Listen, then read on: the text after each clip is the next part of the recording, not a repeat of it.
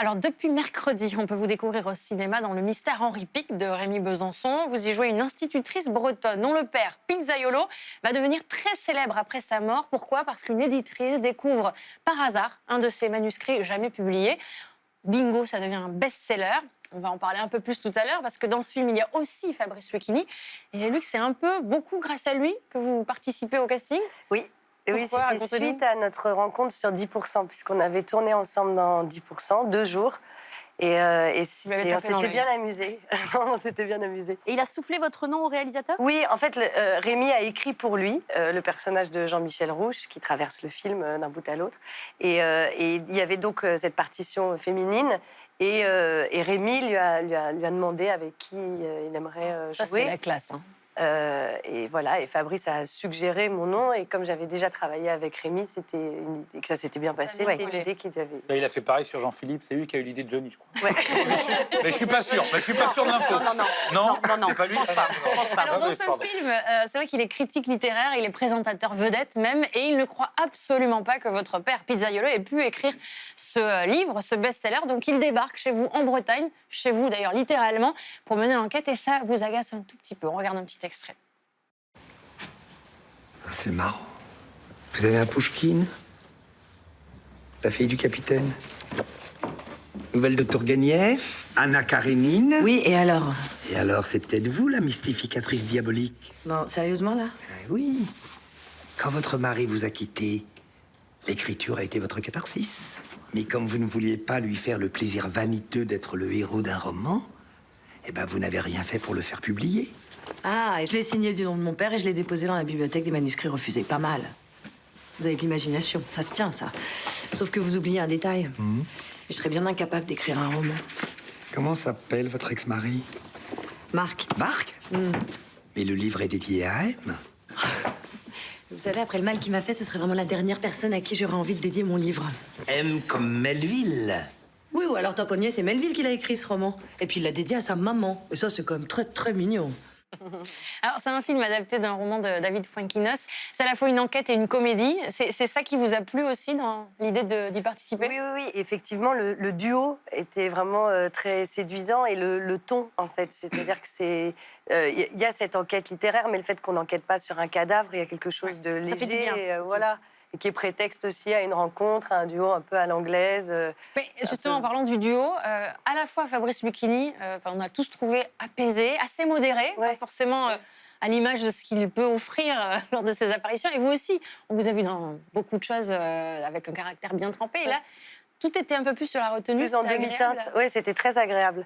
C'était très agréable. Et Fabrice, il a cette particularité d'écouter pleinement et de s'abandonner vraiment. Alors, ce qui fait que quand on n'est pas pleinement habité par ce qu'on dit, ce qui arrive, par moments, il y a des zones sur un texte où on se dit « là, il décroche ouais, mais c'est pas méchant. Hein, mais de la même façon que quand on est habité, il est vraiment à 100% avec vous. Ça met la pression. Oui, au début, sur 10%, c'était intimidant, mais il le dit tout de suite. Hein. Il dit là, t'es pas... Je lui dis non, pas... Il dit oui, mais alors il faut... Non, ça va pas. Je dis non, ça va pas. Et il me suggère des trucs. Il me dit, je sais pas, tu pourrais penser à ça. Donc, on est dans le travail, en fait. C'est le plus grand acteur avec lequel vous ayez joué, Fabrice Lucchini? J'ai eu de la chance parce que j'ai joué avec Marion Cotillard, qui n'est pas nulle, hein. Non, qui n'est pas nul, non. Juliette Binoche, qui n'est pas mauvaise. Je parlais d'acteur, attention. Je parlais d'acteur. J'ai côtoyé Brad Pitt aussi, du coup, forcément. On y vient. Justement. On a retrouvé cette... Enfin, je vais rien vous dire. Regardez, c'est une pub. Ah, bon, je la connais. Dans laquelle vous avez tourné avec Brad Pitt. On va la regarder tout de suite. Alors, c'est pas vous au premier plan, non, mais c'est Brad Pitt quand même. Donc là, premier truc, on se dit, ouais, quand même pas mal. Non, vous ne poussez pas la 2 chevaux. Mais... On vous a cherché, hein? Oui, on vous a cherché. Oui, on s'est dit, mais attends. Je suis un tout petit. Donc, il n'y a pas non plus les cyclistes, non, il n'y a pas les scouts, non plus. Mais attention, dès que les scouts vont partir, soyez attentifs. Paf, vous êtes juste derrière. Hop, topless. C'est vous, Camille Cotin. Donc attendez, ça va être votre première rencontre avec Brad Pitt, vous êtes topless, quoi. C'est ça. Il paraît qu'il n'est pas si beau que ça. Pas si beau que Il paraît ça. qu'il n'est pas si beau. Bah, moi, je le trouve pas mal. Ah, d'accord. Ah bah oui, quand même. Et réalisé, Je suis désolée. réalisé par Wes Anderson. Ah ouais, quand même. Anderson. Et- Juste, mais c'est fou, comment c'est arrivé ça Un casting, en fait, je faisais pas mal de pubs à l'époque, donc j'étais dans des agences et voilà.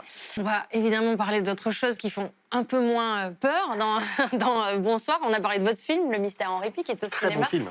Oui, Très bon film. On a tous On beaucoup a passé aimé. un très bon moment au cinéma et on a envie d'en savoir un petit peu plus sur vous, Camille Cotin, oui. au-delà de la promo. Oui, c'est le jeu. de Mais Bonsoir, oui. donc vous allez devoir me suivre derrière. Ah, ça y est, on passe on y en va one-to-one. Ah, il est chaud. Dans le coin. Salut. Salon, Courage. C'est chaud, bonsoir. franchement, c'est chaud.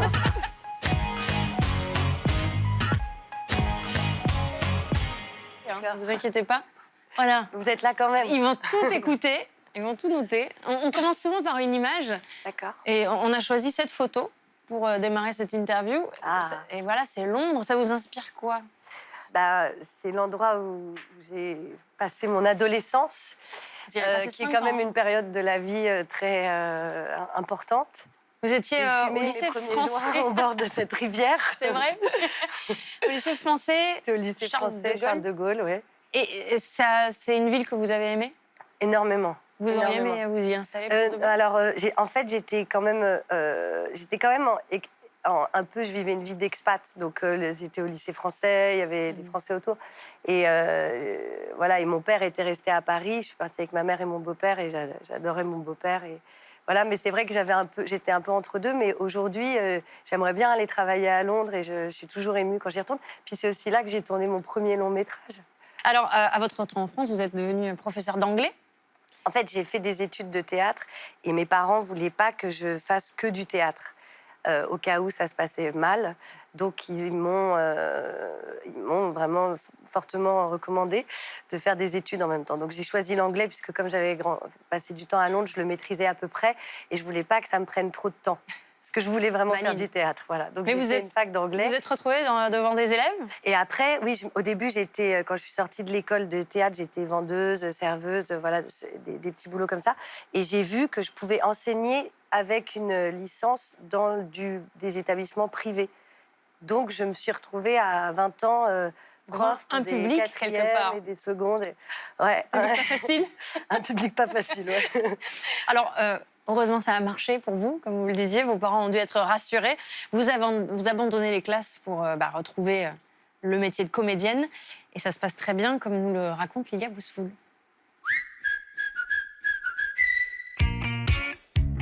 Ce jour-là, dans un grand hôtel parisien, Camille Cotin enchaîne les interviews télévisées pour défendre son dernier film.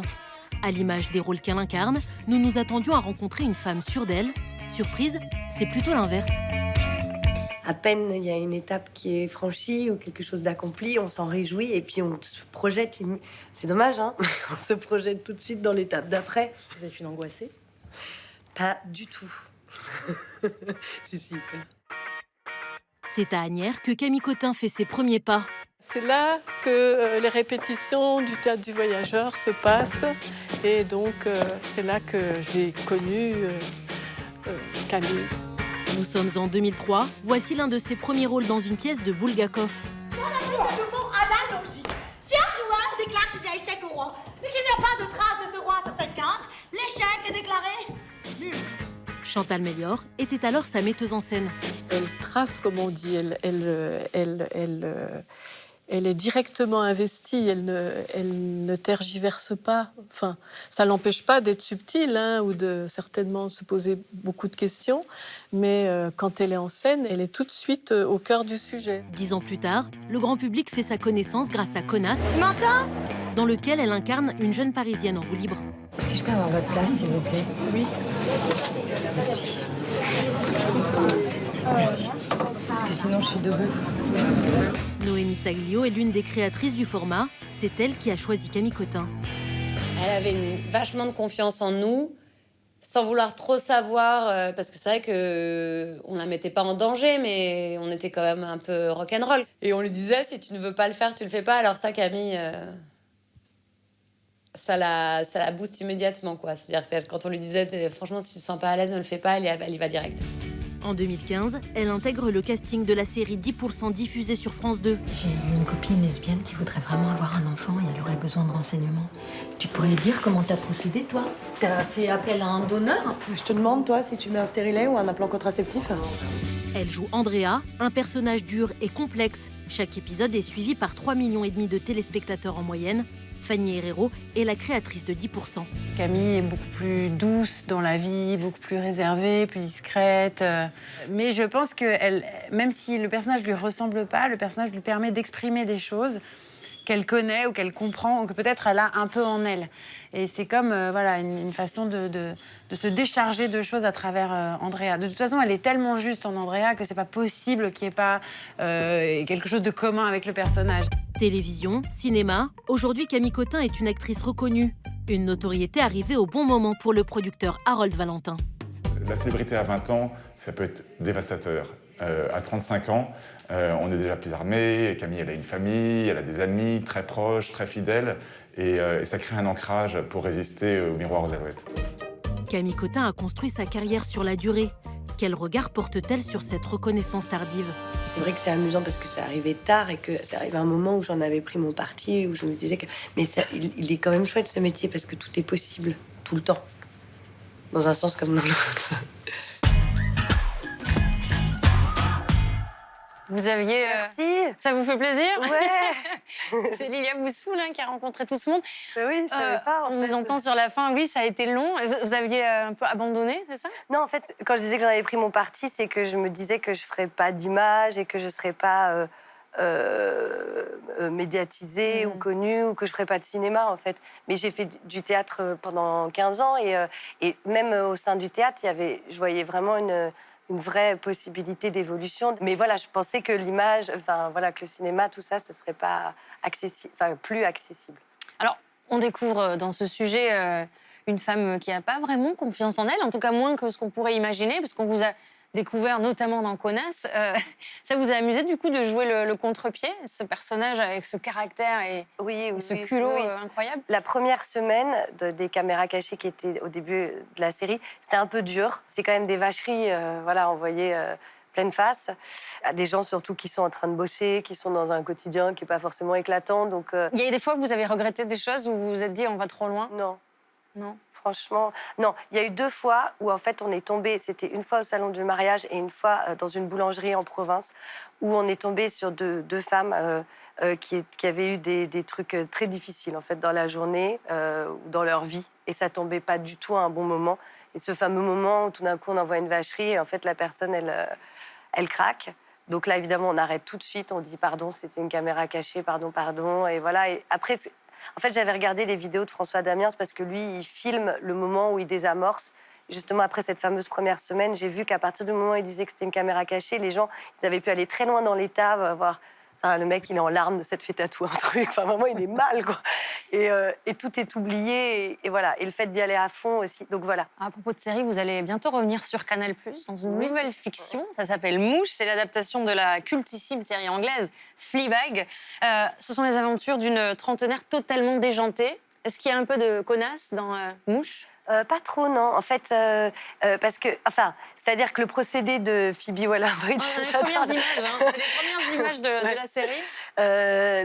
Phoebe s'adresse à la caméra et donc elle dit pas ce qu'elle pense à ses interlocuteurs, mais par contre, elle le dit face cam. Donc, on peut retrouver cette dimension d'être dans la tête. Mais c'est pas le même personnage. Non. Pourquoi Mouche? Alors, Mouche, parce qu'en fait, donc Fleabag, ça veut dire sac à puce, et c'était le surnom qu'on donnait à Phoebe Waller-Bridge, qui est la créatrice de la série. Phoebe, Fleabag, ça a été son petit nom. Et donc, on cherchait des titres, et puis on partait sur des trucs genre toxique, punaise, mais qui étaient trop... qui manquaient de mystère un peu, parce que Fleabag, finalement, on ne sait pas trop ce que ça veut. Donc, j'ai suggéré, moi, mon petit nom, quand j'étais petite, c'était Mouche, puisque Camille, Camouche, Mouche...